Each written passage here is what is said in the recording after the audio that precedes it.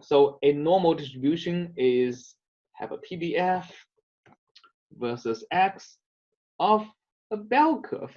And you know exactly what the bell curve is if you know its mean and if you know its standard deviation. The standard deviation is roughly like that. Okay. And in our case, we know that our estimator, right? We know our estimator, which is a summation of 1 over n xi. It goes from 1 to n. So that's our estimator, right?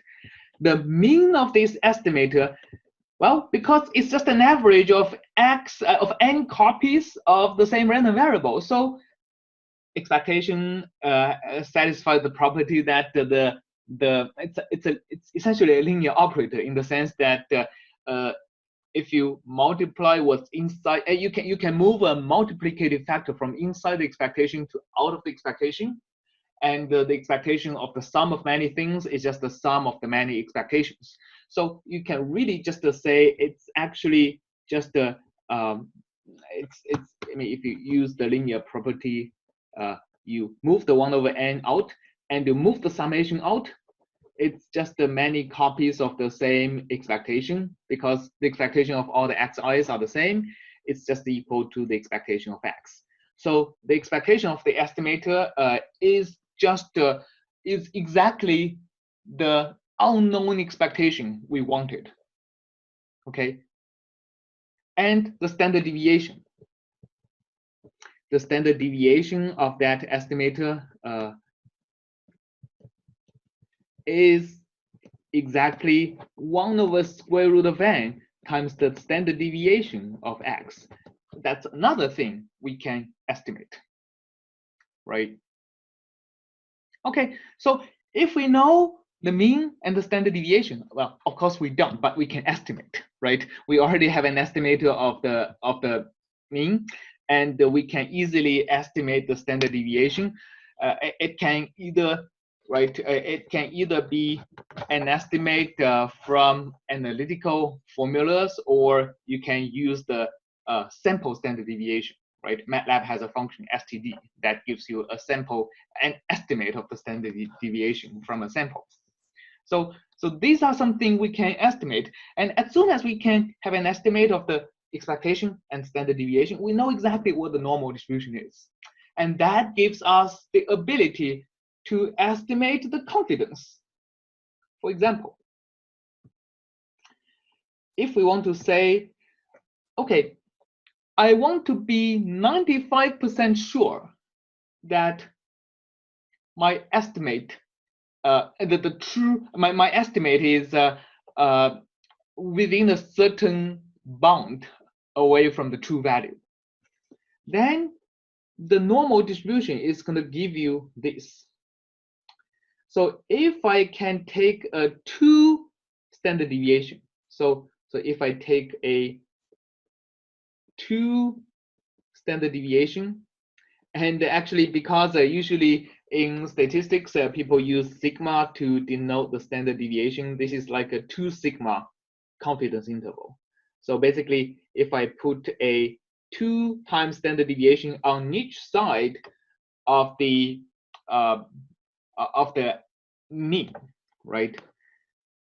We know that the true value of we know that the estimated mean is going to lie within the confidence interval. Okay, so for example, let's go back to our case. We have a single probability, right? So let's take probability 1. So that's probability is 1. So that's a single estimate based on about 1,000 samples.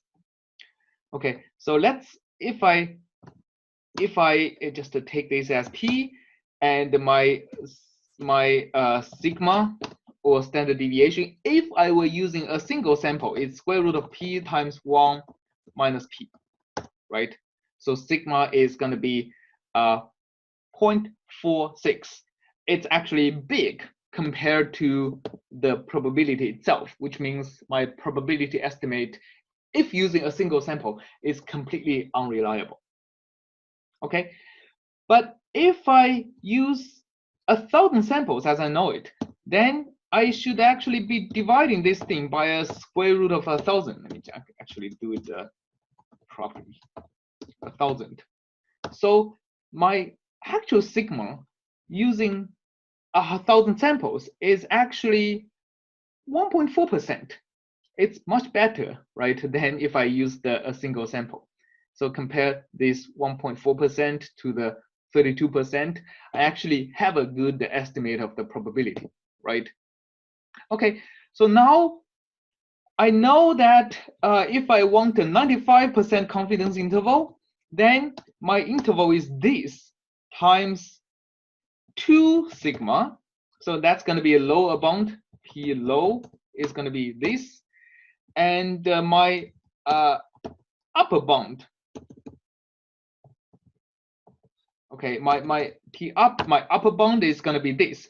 So that I know that my true probability with 95% confidence is going to be between 29.6% and 35.5%. So let's go back and look at the distribution. Remember, I'm just taking one sample of it.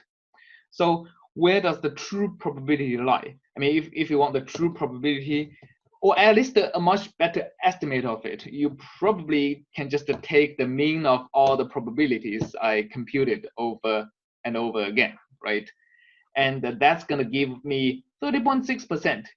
And yes, it does lie within the confidence interval of 29.6% and 35.5%.